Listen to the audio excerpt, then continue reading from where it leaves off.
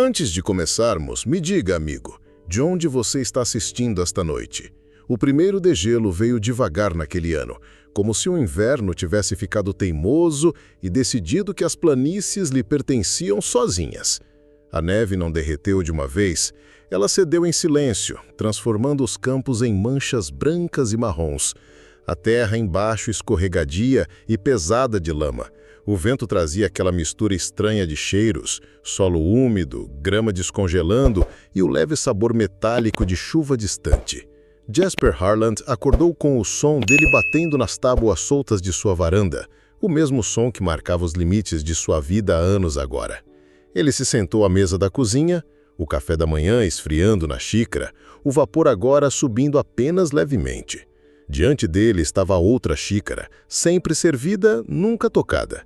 Não era tanto um hábito quanto um ato de desafio, ou talvez fosse esperança disfarçada. Ele costumava servir para Ana quando seu riso ainda preenchia essas paredes, antes que a doença do inverno levasse ela e seu filho. A segunda xícara permanecia porque ele não suportava a ideia de a mesa estar realmente posta para um só.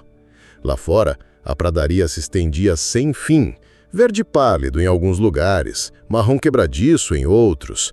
A cerca corria ao longo do campo leste, seus postes inclinados o suficiente para sugerir que preferiam descansar a aguentar mais uma temporada.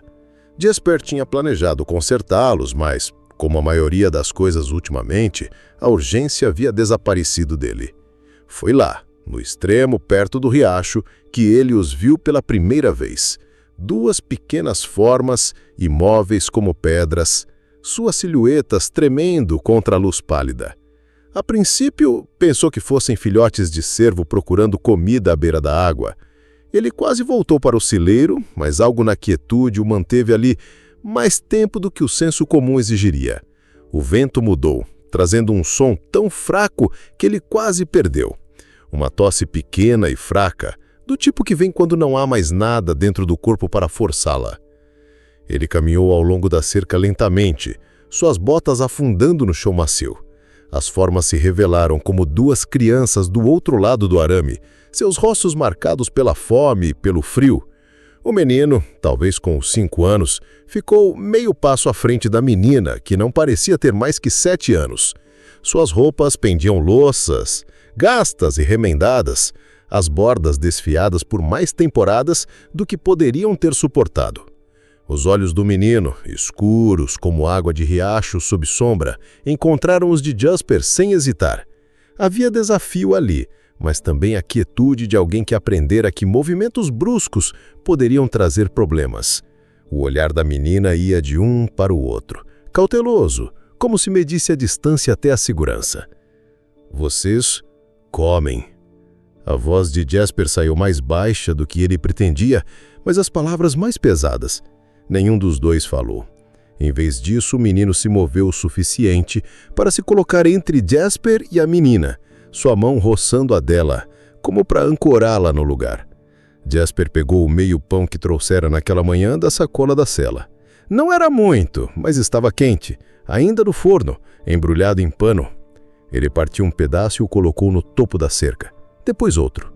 Por um longo momento, nada aconteceu. Então a menina avançou, seus dedos pequenos tocando o pão antes de pegá-lo, passando-o para o menino. Ele deu a primeira mordida, mastigando devagar, seus olhos nunca deixando os de Jasper. Só quando engoliu é que ele devolveu o pedaço à irmã. Eles não agradeceram. Não precisavam. O ato em si carregava sua própria linguagem. Sem dizer mais nada, eles viraram e caminharam em direção à linha das árvores. Seus pés quase não perturbavam a terra macia. Naquela noite, Jasper sentou-se diante do fogo, o prato vazio na ponta da mesa, parecendo mais pesado que a madeira embaixo dele. Ele ainda podia ouvir o som da mastigação deles, suave, mas insistente, mais alta na memória do que fora na vida. A pradaria era um lugar onde a fome fazia o seu próprio eco. Na manhã seguinte, o degelo se aprofundou. Pedaços do quintal viraram lama escorregadia e o ar ceirava a chuva muito antes que o céu concordasse em dá-la. Jasper foi até a cidade buscar suprimentos, a lista curta e funcional. Pregos, óleo para lamparina, café. Na loja geral, o delegado Cole Thatcher se apoiava no balcão, botas enlamedadas da viagem. Ele era mais jovem que Jasper por uma boa década, seu rosto ainda carregando aquela afiação não testada que os homens tinham antes de ver perda suficiente para embotá-la. "Ouvi dizer que há crianças perdidas de um acampamento", disse Cole, como se fosse o início de uma conversa casual. "Crianças correndo soltas, deixa o pessoal nervoso." Jasper não disse nada, apenas colocou suas compras no balcão. O olhar de Cole estreitou o suficiente para sugerir suspeita. "Melhor não alimentá-los, Harlan. Você dá uma vez, eles lembram, e nem sempre pagam do mesmo jeito que você." Do outro lado da loja, Mara Clay ergueu os olhos dos sacos de farinha que estava separando. Seu olhar era firme, não afiado, mas sem piscar. Às vezes, tudo o que lembram é que alguém não os afastou. Jasper não respondeu a nenhum dos dois. Pagou, acenou para Mara ao sair e cavalgou de volta para o rancho, o vento agora mais cortante.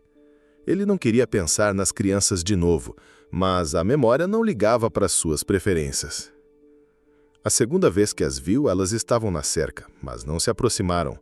O cabelo da menina estava emaranhado pelo vento, um risco de lama secando em uma bochecha.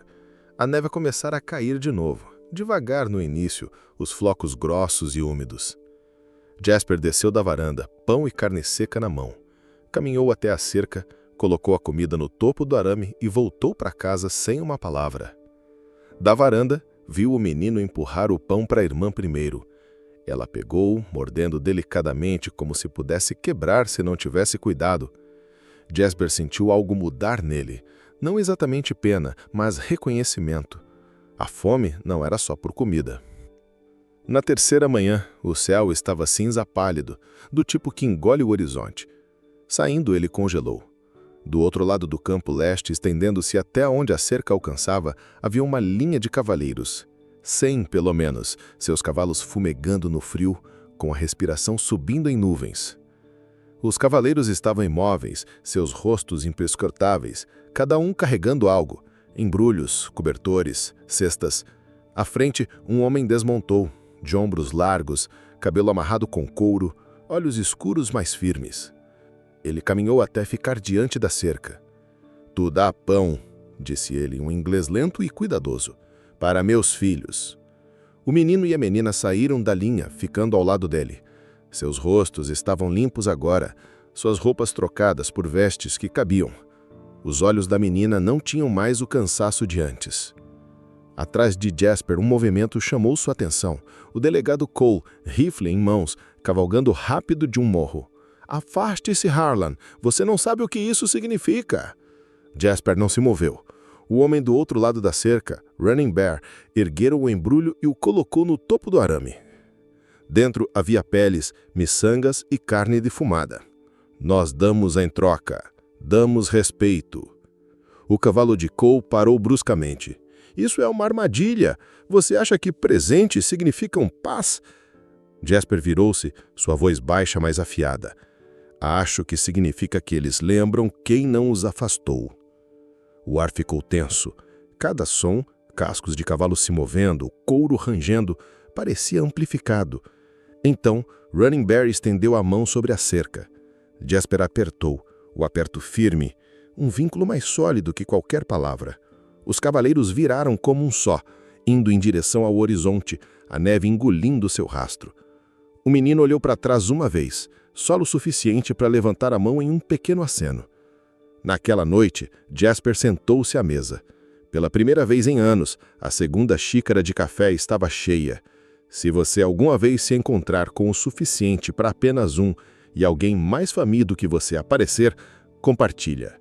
Você pode não alimentar o mundo, mas pode alimentar um momento que o mundo nunca esquecerá.